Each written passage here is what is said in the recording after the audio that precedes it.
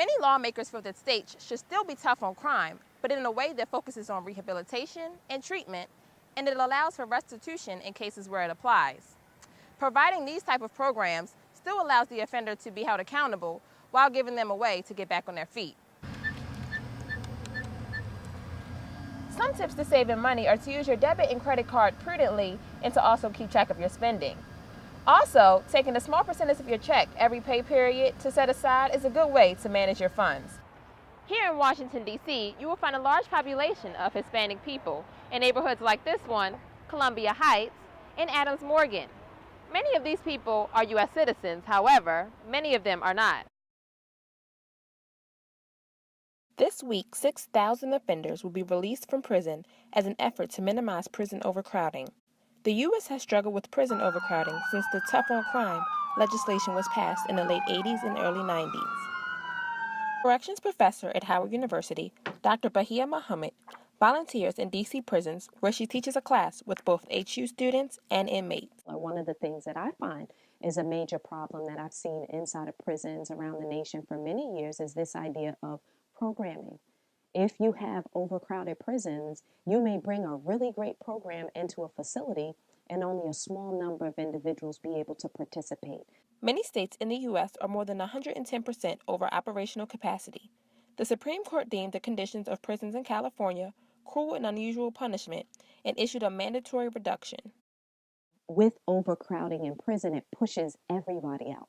It pushes programming out, it pushes the world out. And if the world is pushed out, then we won't be able to come in and provide the services needed to remedy some of these situations. Many lawmakers feel that states should still be tough on crime, but in a way that focuses on rehabilitation and treatment, and it allows for restitution in cases where it applies. Providing these type of programs still allows the offender to be held accountable while giving them a way to get back on their feet.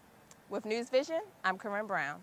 The 2016 presidential elections have been a topic of many conversations. In a recent debate, Republican candidate Donald Trump voiced his opinion on immigration in the U.S. They're bringing drugs, they're bringing crime, they're rapists, and some, I assume, are good people. According to the Pew Research Center, there were 11.3 million unauthorized immigrants in the United States in 2014. Many of these people have lived here for decades and believe that they are a part of the fabric of this country. They play a lot in our economic system anyway. So if you're going to remove the majority of our economy, what's going to happen to us? Here in Washington, D.C., you will find a large population of Hispanic people in neighborhoods like this one, Columbia Heights, and Adams Morgan. Many of these people are U.S. citizens, however, many of them are not. My aunt is actually an immigrant.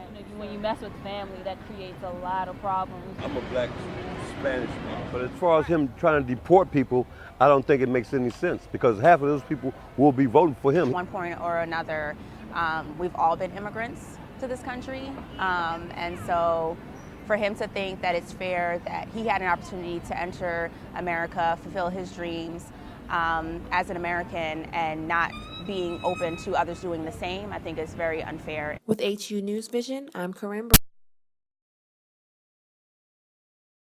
ISIS released a new video on Monday threatening an attack on the nation's capital.